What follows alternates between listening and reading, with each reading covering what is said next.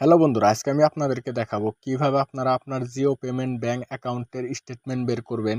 তো চলুন আপনাদেরকে নিয়ে যেতেছি মাই জিও অ্যাপে। তো আপনারা মাই জিও অ্যাপটা ডাউনলোড করা না থাকলে ডাউনলোড করে নেবেন। তো আমার এখানে ডাউনলোড করা আছে, তো আমি এখান থেকে আমার মাই জিও অ্যাপটাকে ওপেন করে নিলাম।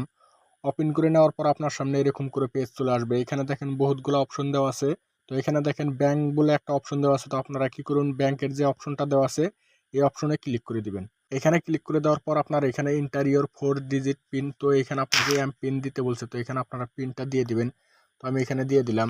দিয়ে দেওয়ার পর আপনার সামনে এরকম করে পেজ চলে আসবে।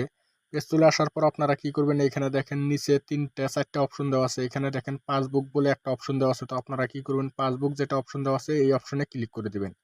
ক্লিক করে দেওয়ার পর আপনার সামনে এরকম করে পেজ চলে আসবে। উপরে দেখেন আপনার ব্যালেন্স যত টাকা আছে এখানে দেখাবে। তারপরে এখানে দেখেন উপরে গেট স্টেটমেন্ট বিলে লেখা আছে। তো আপনারা কি করবেন, গেট স্টেটমেন্ট এইখানে ক্লিক করে দিবেন।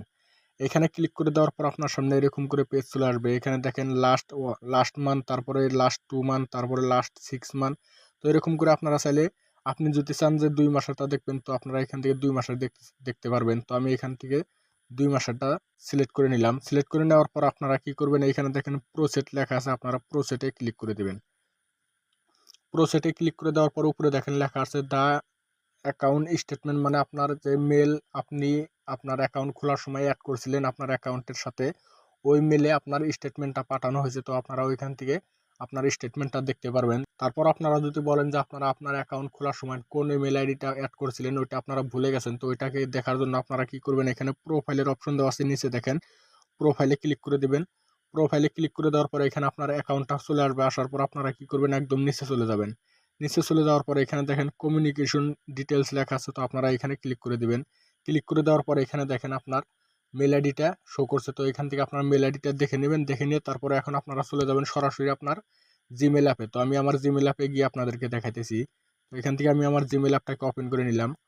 ওপেন করে নেওয়ার পরে এখানে আপনারা কি করবেন, আপনার যে মেলে আপনার স্টেটমেন্টটা আসছে, তো এই মেলটা আপনারা এখান থেকে সিলেক্ট করে নেবেন। তো আমার এখানে সিলেক্ট করে নিতেছি। তো এখান থেকে আমি সিলেক্ট করে নিলাম। নেওয়ার পরে এখানে দেখেন আমার কিন্তু স্টেটমেন্টটা উপর দেখেন চলে আসছে। তো আমি এটাতে ক্লিক করে দিলাম। ক্লিক করে দেওয়ার পর আপনাকে এখান থেকে ডাউনলোড করতে হবে। তো ডাউনলোড করার জন্য এখানে ডাউনলোড আমি ক্লিক করে দিলাম। ডাউনলোডে ক্লিক করে দেওয়ার পর আপনার সামনে এরকম করে পাসওয়ার্ড দেওয়ার অপশন চলে আসবে। তো এখানে আপনাকে পাসওয়ার্ড দিতে বলছে। তো এখানে আপনার পাসওয়ার্ড দিবেন ওইটাই, যে আপনার যে নামটা আছে আপনার নামের ফার্স্টের 4টা অক্ষর আপনারা এখানে দিয়ে দিবেন। দিয়ে তারপর আপনার ডেট অফ বার্থটা যে আছে আপনার ডে দিবেন, তারপরে মান্থ দিবেন। দিয়ে তারপর আপনারা এখানে কনফার্ম লেখা আছে, কনফার্মে ক্লিক করে দিবেন।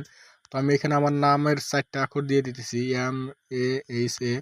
তো এখানে আমার 4টা হয়ে গেছে। তো এখন আমার ডে দিব, ডেট অফ বার্থের ডে আর মান্থ। তো অনলি ডে আর মান্থ দিতে হবে। তো আমি এখানে দিয়ে দিতেছি।